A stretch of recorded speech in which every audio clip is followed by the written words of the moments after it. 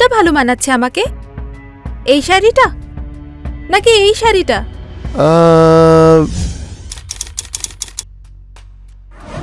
কোনোটাই না। মানে আমাকে সুন্দর দেখতে নয়? আরে আমার সোনা, আমি বলতে চাইছি যে তুমি না খুব সরল। কিছু কথার মানে যা বলছি তা একদমই হয় না। এত ঘুরিয়ে ফিরিয়ে আমার সঙ্গে কথা বলো না তো, আরো কাজ আছে আমার। তুমি সব কাজ বাদ দাও আর শুধু আমার কথা ভাবো।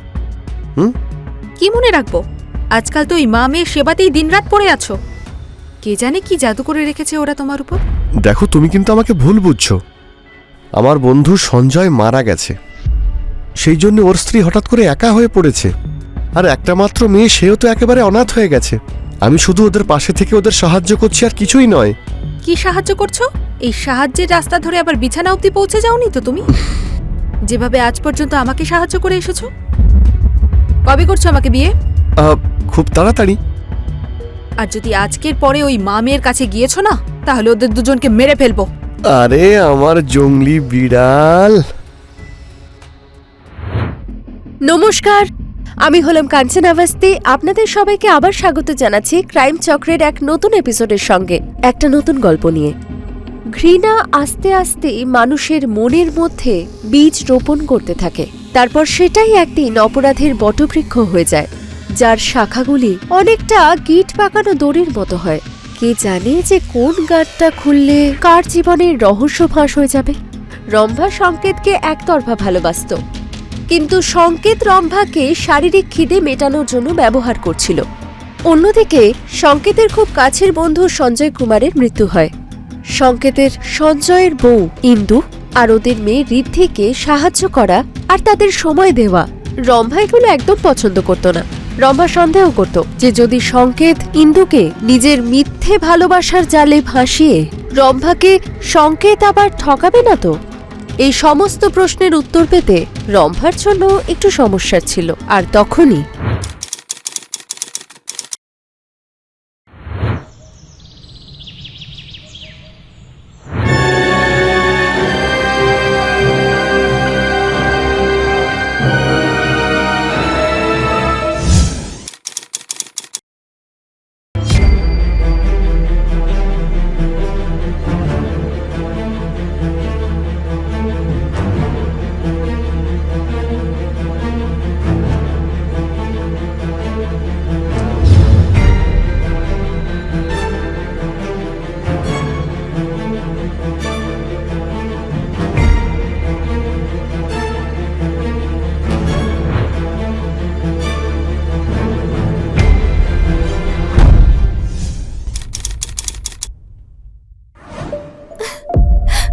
ঋদ্ধি,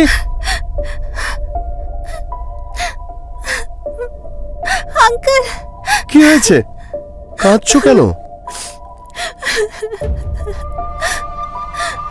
আপনার পরিচয়? আমি সংকেত পাটিল, ঋদ্ধির বাবার বন্ধু। স্যার, কি হয়েছে? কাল রাত ইন্দু দেবীর মাকে হত্যা করা হয়েছে। গলায় দড়ির ফাঁস লাগিয়ে মেরে ফেলেছে কেউ। আমরা ওনার লাশ পাখা থেকে ঝুলন্ত অবস্থায় পেয়েছি।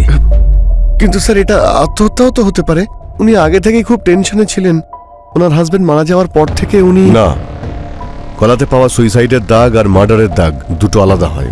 এটা মার্ডারই।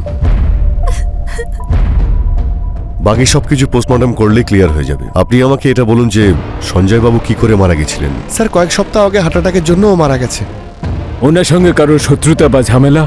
আপনারা কাউকে সন্দেহ করেন? বাবা মা তো এতই ভালো ছিল যে ওদের সঙ্গে কারোর ঝগড়া করা তো দূর, কারোর সঙ্গে কোনো রাগারাগিও ছিল না। হ্যাঁ ইন্সপেক্টর, জানি না এসব বেচারি ঋদ্ধির সঙ্গেই কেন হয়। ওর বাবা মা চলে যাওয়াতেও তো একেবারে একা হয়ে গেল। তুমি কেঁদো না ঋদ্ধি।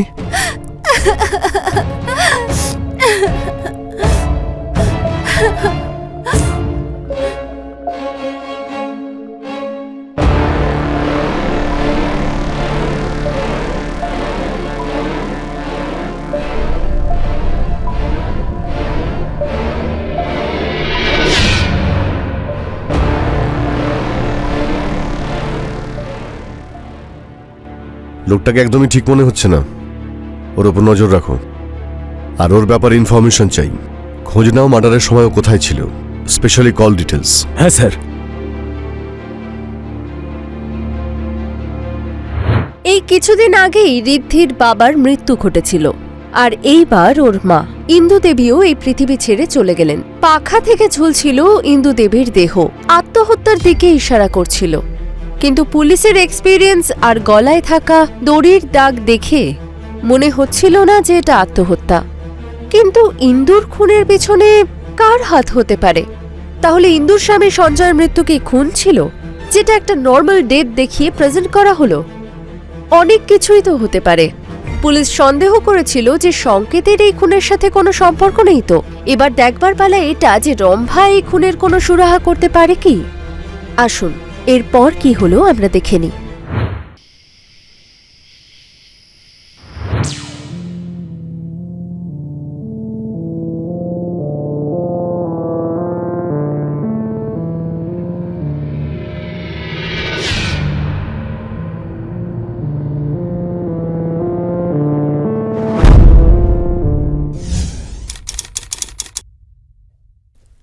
রোহিত, কে মারলো আমার মাকে? আমার মা কার কি ক্ষতি করেছিল বলো? ব্যাস, এবার কান্না বন্ধ করো দেখি। এইভাবে কাঁদতে থাকলে তো শরীর খারাপ হয়ে যাবে। যে চলে গেছে সে তো আর ফিরে আসবে না, তাই না? কিন্তু তুমি টেনশন নিও না, তোমার মায়ের খুনির কঠিনতম শাস্তির ব্যবস্থা করব। একটু সাহস তো রাখো।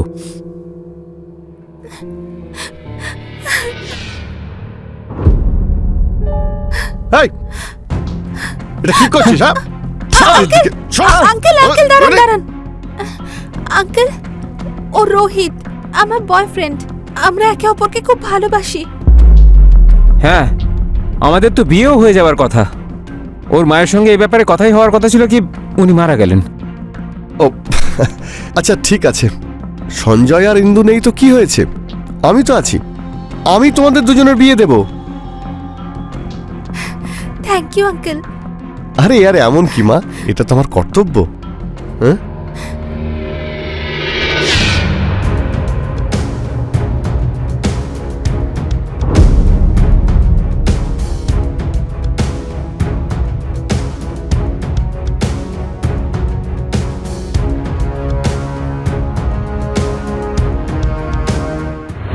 স্যার। ওকে স্যার, আমি দেখছি। ইন্দু দেবীর পিএম রিপোর্ট। স্যার, ওনার গলায় দড়ির ফাঁস লাগিয়ে এই হত্যা করা হয়েছে। আর স্যার, মেরে ফেলার 1 ঘন্টা পরে ওনাকে ফ্যান থেকে ঝুলিয়ে দেওয়া হয়। আর যে কল ডিটেলস চেয়েছিলাম সেটার কি হলো? এই যে স্যার। সংকেতের ফোন থেকে যাদের যাদের ফোন করা হয় তাদের মধ্যে একটা নাম্বার হলো এই রম্ভার। মানসপট থেকে 2 কিলোমিটার দূরে লোকেশন পাওয়া গেছে। একটা কাজ করো, রম্ভার খোঁজ নাও আর ওকে জিজ্ঞাসাবাদের জন্য ডেকে আনো। সংকেতের ওপর যে সন্দেহ রয়েছে সেটা কিন্তু ভুল নয়। স্যার।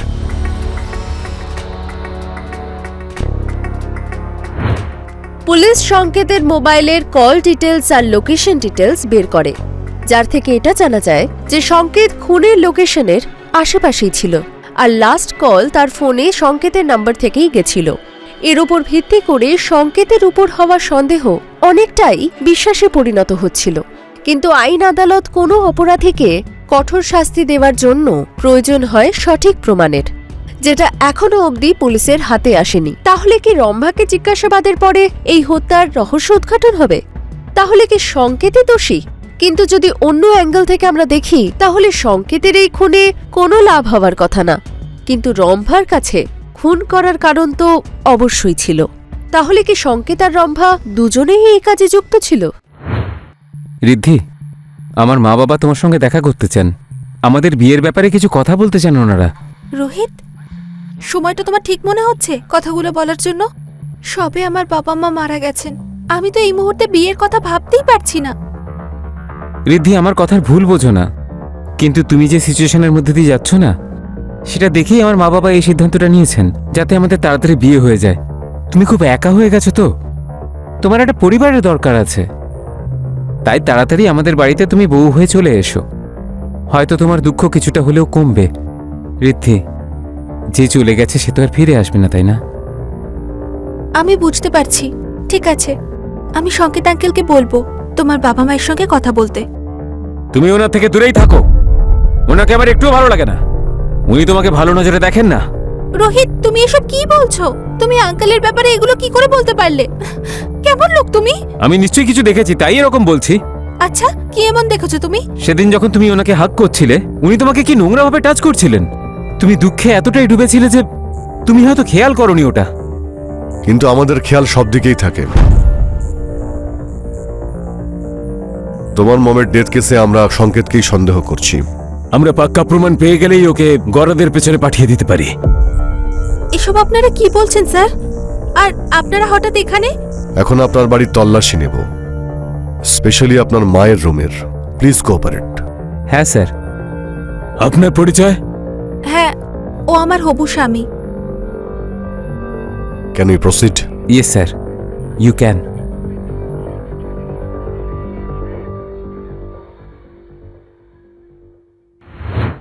ঋদ্ধি যখন এটা জানতে পারল যে তার মায়ের খুনের পেছনে সংকেতের হাত থাকলেও থাকতে পারে, তখন তার পায়ের তলার মাটি সরে গেল।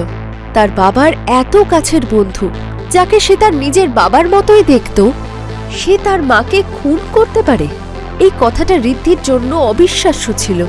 কিন্তু ঋদ্ধিও এই খুনের পেছনে কোনো কারণ খুঁজে পাচ্ছিল না। তখনই পুলিশ যখন ঋদ্ধির ঘরে তল্লাশি চালাচ্ছিল, তখন পুলিশ ইন্দু দেবীর ঘর থেকে একটা চিঠি পায়, যাতে ইন্দু দেবীকে প্রাণে মেরে ফেলার হুমকি দেওয়া ছিল। এই চিঠিটা কে লিখতে পারে?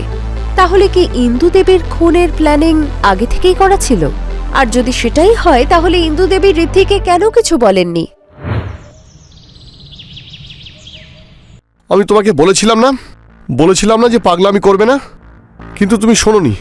আমিও তো তোমাকে বলেছিলাম যে ওই মা মেয়ের থেকে দূরে থাকবে, কিন্তু তুমিও তো শুনলে না। আরে তুমি এসব কেন করতে গেলে? তুমি জানো এতে আমরা সমস্যায় পড়তে পারি। পুলিশ আমাদের পিছু নেবে। একটা কাজ করি, আমরা কোথাও লুকিয়ে পড়ি। ভীতু তুমি একটা। কোথাও যাচ্ছি না আমরা, কিচ্ছু হবে না। তোমাকে যে কি করে বোঝাবো, তোমার যা ইচ্ছে তুমি তাই করবে না? নিজের ইচ্ছে মতো কাজ করাই যে মজা, সেটা অন্য কিছুতে পাওয়া যায় নাকি? এই জন্যই তো আমি তোমার প্রেমে এত পাগল। তুমি সব সিচুয়েশন খুব ভালো করে হ্যান্ডেল করতে পারো ডার্লিং। আর যারা সব সিচুয়েশন হ্যান্ডেল করতে পারে তাদের আমরা ভালো হ্যান্ডেল করতে পারি। তোমাদের এখনই আমাদের সঙ্গে পুলিশ স্টেশনে যেতে হবে। এদের এখনই নিয়ে চলো। কিন্তু আমি তো কিছুই করিনি। আরে স্যার, আমরা কি কিন্তু করেছি? স্যার, স্যার, স্যার, আপনি স্যার, যাচ্ছেন। আমরা কিছু শুনুন করিনি, স্যার। স্যার, স্যার, আমরা কিছু করিনি। স্যার, আরে, শুনুন। কেন মেরেছেন ইন্দু দেবীকে? স্যার, আমরা কাউকে মারিনি। সব খুনি খুন করার পরে এই কথাটাই বলে। আমরা তোমার নাম্বার সংকেতের কল লিস্ট থেকে পেয়েছি, আর যখন তোমার কল ডিটেলস চেক করি তখন জানতে পারি মার্ডারের সব থেকে কাছের লোকেশন তোমারই ছিল। তুমি ইন্দু দেবীকে বারবার ফোন করেছিলে, আর সংকেত বাবু আপনি, আপনার নাম্বার থেকে ইন্দু দেবীকে লাস্ট কল করা হয়। স্যার ওই তোর জন্য এটাই ভালো হবে সত্যিটা সব বলে দে। বলছি স্যার, সেদিন আমি খুব রেগেছিলাম। ওই মা মেয়েকে আমি মেরেই ফেলতে চেয়েছিলাম। সেই জন্য আমি ইন্দুকে বারবার ফোন করছিলাম। ওই মা মেয়ে মিলে সংকেতকে নিজেদের চালে ফাঁসিয়েছিল। ও আমার থেকে দূরে আর ওদের কাছে যেতে শুরু করেছিল। তো সেই জন্য তুমি ওদের মার্ডার করে দিলে? না স্যার, রম্ভার আগের মাথায় ওই দিন ওদের বাড়ির কাছাকাছি তো গেছিল। তারপর আমি রম্ভার পিছু নিই। তারপর আমি ইন্দু দেবীকে ফোন করে ওয়ার্ন করি, আর রম্ভাকেও ফোন করে আমি অনেক বোঝানোর চেষ্টাও করি। আর তারপর জানতে পারি যে ইন্দু দেবী মারা গেছেন। এইসব গল্প অন্য কাউকে শোনাবি? তোমাদের দুজনকে কোর্টে পেশ করার জন্য আমাদের কাছে যথেষ্ট প্রমাণ আছে। স্যার, এক মিনিট। আমি সেদিন ইন্দু দেবীর বাড়ির পাশে কিছু দেখেছিলাম। কি? সেদিন রম্ভা ঠিক কি দেখেছিল যেদিন ইন্দুর মৃত্যু হয়? তার বাড়ির সামনে পুলিশ কি রম্ভার থেকে কোনো সঠিক তথ্য পেয়েছিল? সংকেতের রম্ভা কি পুলিশের সামনে ঠিক সাক্ষ্য প্রমাণ দিচ্ছিল, নাকি তারা শুধুই পুলিশকে বিভ্রান্ত করার চেষ্টা করছিল? পুলিশ রম্ভার থেকে পাওয়া তথ্যগুলিকে মাথায় রেখে তারা ওই চিঠির মধ্যে থাকা হ্যান্ডরাইটিং লুকিয়ে সবার হ্যান্ডরাইটিং এর সাথে ম্যাচ করায়, আর তারপর যেটা সামনে আসে তা সবাইকে চমকে দেয়। বল, ইন্দু দেবীকে কেন মারলি? স্যার আমি তো কাউকে মারিনি স্যার। তোর হ্যান্ডরাইটিং মার্ডার স্পট থেকে পাওয়া লেটারের সঙ্গে একদম ম্যাচ করেছে। এটা কোনো কোইন্সিডেন্স তো হতে পারে না। তোর বিরুদ্ধে আমাদের কাছে সঠিক প্রমাণ আছে। বল স্যার স্যার স্যার বল, সময় থাকতে তুই সত্যিটা বলে দে, না হলে অন্য ব্যবস্থা নেব। স্যার স্যার আমি ঋদ্ধিকে খুবই ভালোবাসি স্যার। আর স্যার আমি ওকে বিয়েই করতে চাই, কিন্তু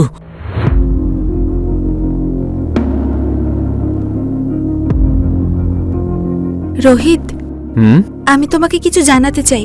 বলো। আমার মা এই সম্পর্কটাকে মেনে নিচ্ছে না। মা জানতে পেরেছে তুমি একটা ছোটখাটো চাকরি করো। তুমি আমাকে চিরকাল সুখে রাখতে পারবে না। ঋদ্ধি, আমি তো তোমাকে আগেও বলেছি তাই না, আমি আস্তে আস্তে আরো বেশি রোজগার করব।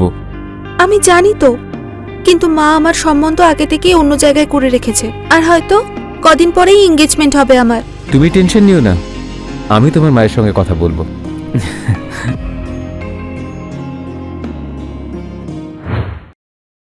স্যার আমি ঋদ্ধির মাকে বোঝানোর খুব চেষ্টা করেছিলাম স্যার, কিন্তু স্যার উনি আমার একটাও কথা শোনেননি, আর আমাকে ওখান থেকে অপমান করে তাড়িয়ে দিলেন। স্যার আমি চুপচাপ ওখান থেকে চলে এসেছিলাম। প্লিজ আন্টি মেনে নিন, আমি ঋদ্ধিকে খুব ভালোবাসি, খুব ভালোবাসি ওকে। তোমার সাথে আমার মেয়ের বিয়ে কোনোদিন হতে পারে না। তোমার মতো গরিবের সাথে আমার মেয়ের বিয়ে কোনোদিন হবে না। Please, বেরিয়ে যাও aunty. আমার বাড়ি থেকে। Please, আমি বললাম না বেরিয়ে যাও আমার বাড়ি থেকে।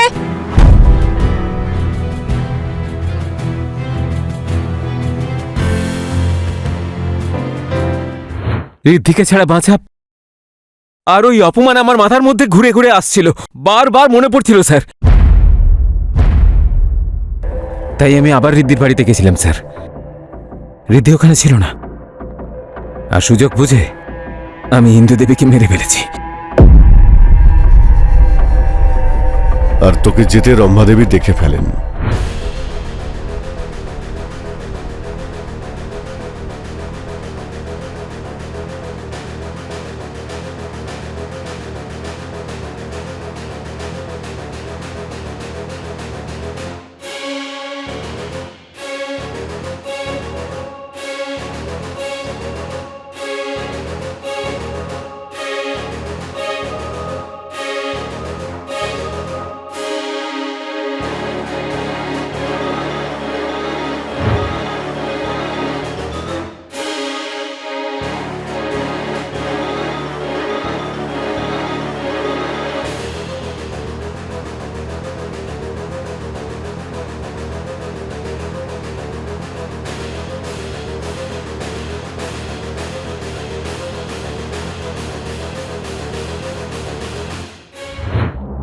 স্যার আমি যদি ওনাকে না মারতাম তাহলে আমার সঙ্গে ঋদ্ধির বিয়ে কোনোদিনই হতো না। এবার তোর বিয়ের সানাই জেলে বাজবে। Please sir. Sir sir sir না স্যার, স্যার আমার কোনো দোষ নেই স্যার।